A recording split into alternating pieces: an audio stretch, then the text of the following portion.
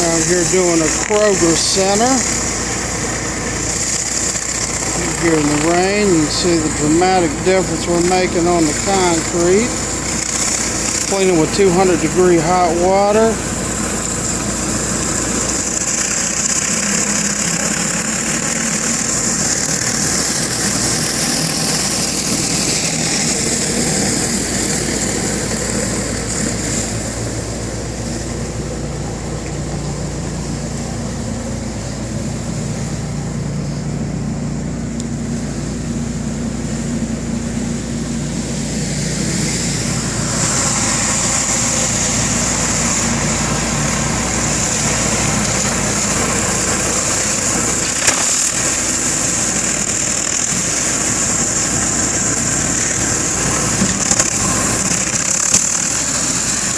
Cut in around all corners. We'll follow this with our wand, knock all the gum off, and cut in.